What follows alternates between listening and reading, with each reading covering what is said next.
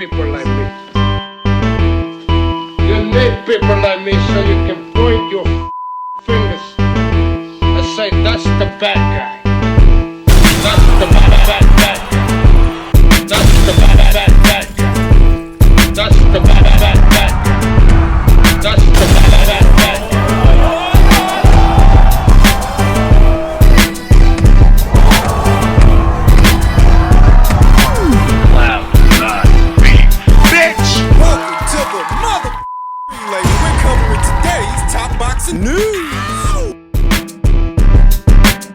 Okay, we'll start with this. TKO Group Holdings is nearly an official announcement on its plans to start a boxing league with the Saudis. President COO Mark Shapiro said during an earnings call today, "We've been hearing a lot about this, what's been happening in the background of all the fights, the big ones we've been seeing, that there may be a new player in town backed by Turkey. TKO will produce and operate the league, and Dana White of the UFC with Turkey LL Sheikh are expected to be involved. Some Americans have already interpreted this as a betrayal, that the reason Turkey's been so quick to get everybody to the table is because he wants to poach their fighters. Are they right in that assumption? No. Because what fighters are under contract with a Matchroom or a Top Rank or a Golden Boy, for example, are still under contract. That didn't change. That doesn't suddenly change because Turkey and Dana and TKO want to start some boxing league. So then what is this? And what should we expect? Uncharted territory, because you're talking about a brand new outfit in the sport of boxing. New game in town with a lot of money behind it, and they mean to carve out a lane for themselves. They have the resources to do it, but do they have the talent? And if they don't, where can they get it? They gotta start signing fighters. With so many fighters already spoken for, what they're doing is starting from scratch. So what we've been seeing from Turkey so far is he's been putting together these fighters to where the work has already been done. Most of it. The fighters are more or less already developed. The names are established names, and he's been making the biggest of the big fights that have been difficult to make. But these are established brands and established fighters. Where this is different is now they'll be trying to develop their own talent, their own fighters from the ground up. You start a new outfit, you've got to be in it for the long haul. If what your aim is to sign, develop, and promote your own fighters so that they can go on to become brands of their own, big names of their own, you've got to be in it for the long haul. Dana White has been trying to break into boxing for years, whose infrastructure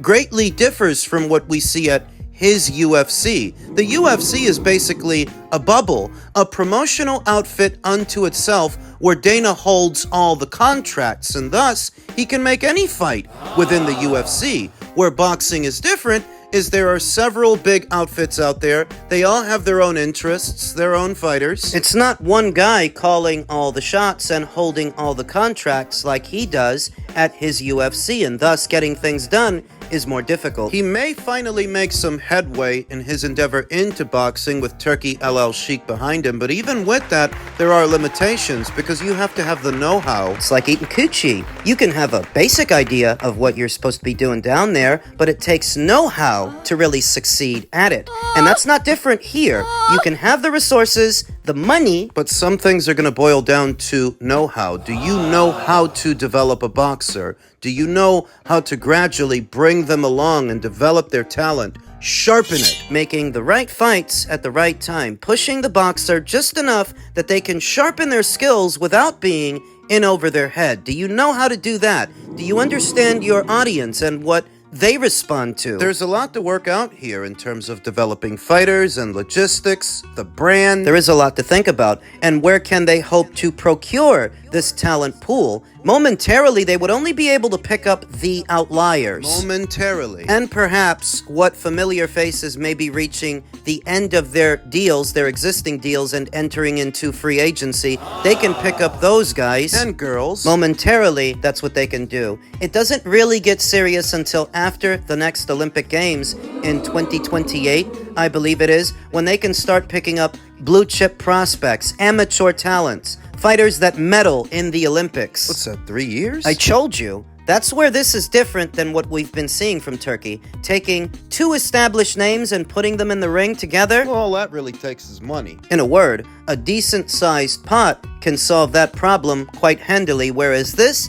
This requires a little bit more effort and a lot more know-how. They're coming into boxing at a very interesting time, when all the major broadcasters seem to be leaving. We know that HBO and NBC left the sport of boxing years ago. Fox and Showtime followed. Rumor has it that ESPN may be leaving the sport this year, when this outfit would be coming into it to perhaps fill a void. What so many of the American content creators that seem to be against Turkey don't seem to understand that when an NBC bows out, and a Showtime, and a Fox, they take a lot of money with them, money that was getting poured into the sport. But in their absence, who fills the void? If no one does, what you end up with is what you're currently seeing at the PBC, to where they're not doing anywhere near as many shows as they used to. The brand is fading into the background. Their fighters are scattering to where any other promoter might find use for them, give them some money. And if that continues to happen on a long enough timeline, boxing goes from a niche sport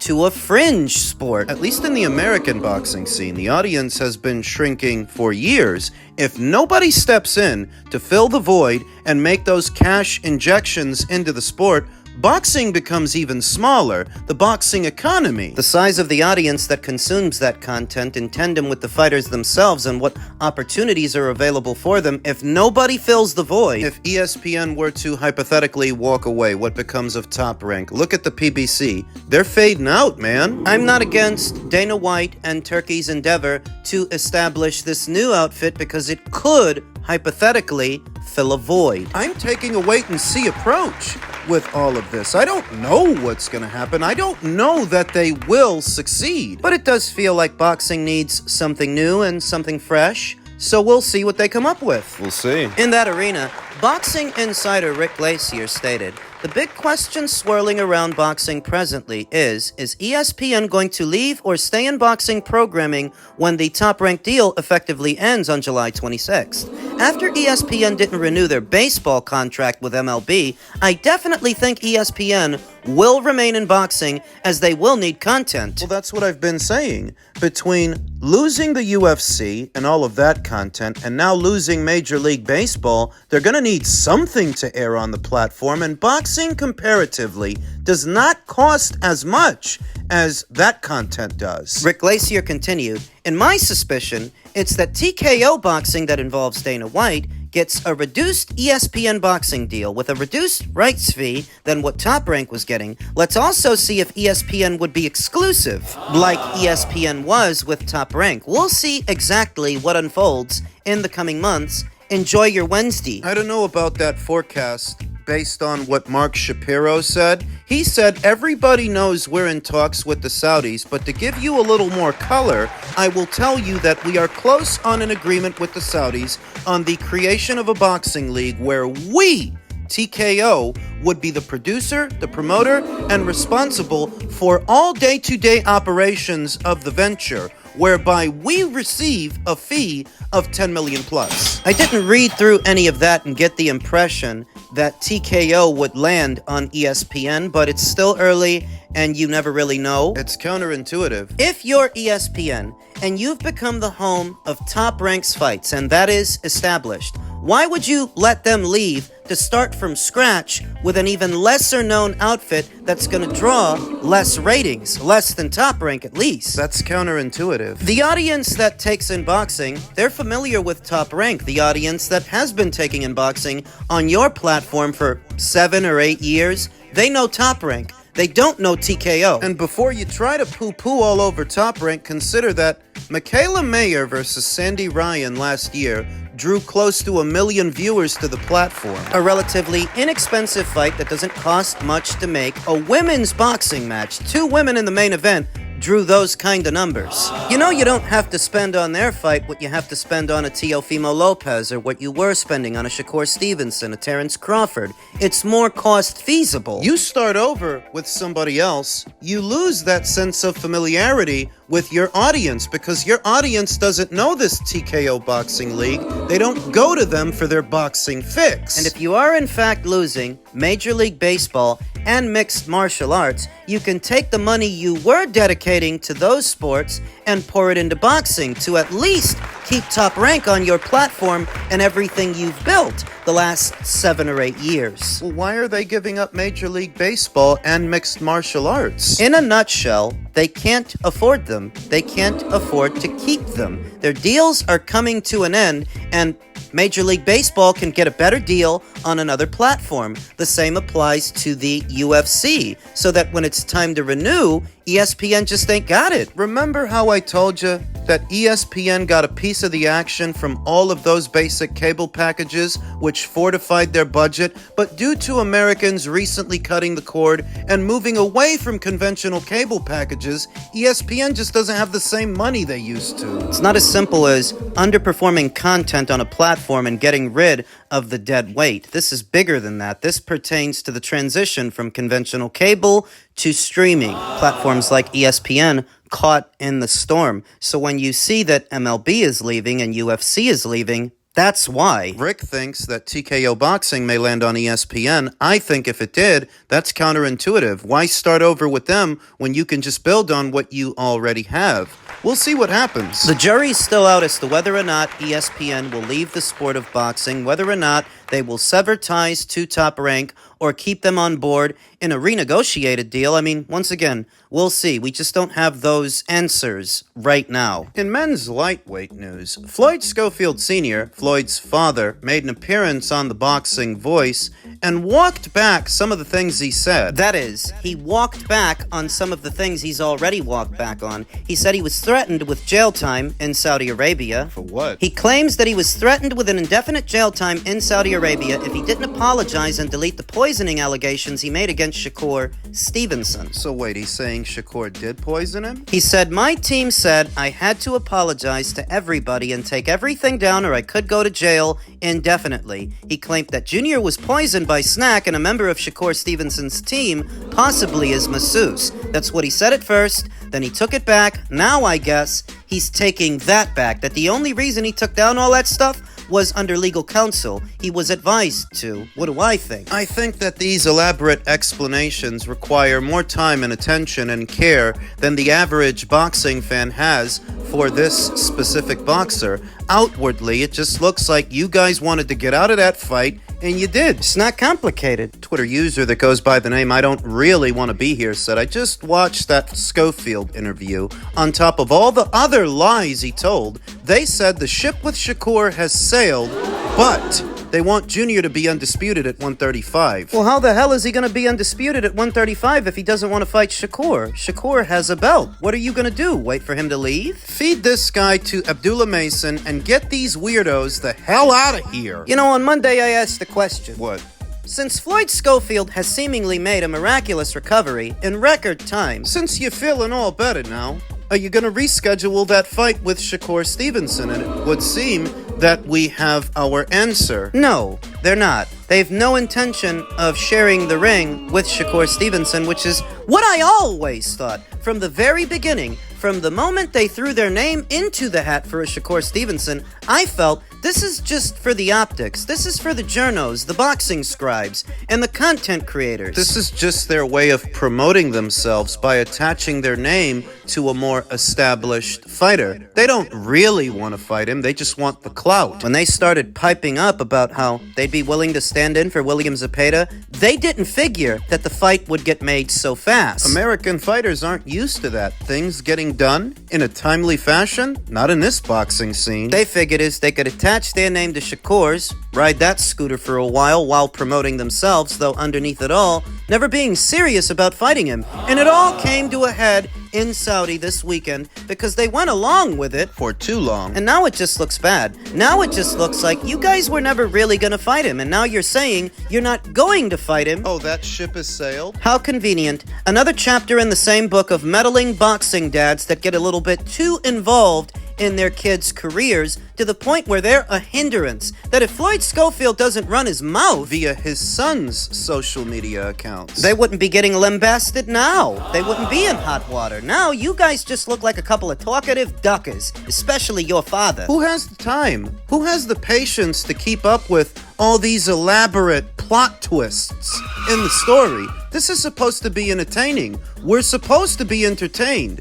by fights, not gossip. This ain't the daytime soap opera crowd, you know. This isn't Days of Our Lives at General Hospital. This is boxing, and the audience is primarily here for boxing. Everything else is just an appetizer. Just another couple of time wasters in the American boxing scene. So when they get back stateside talking about that ship has sailed, I'm not the least bit surprised because I never believed they wanted this fight, even after it got made.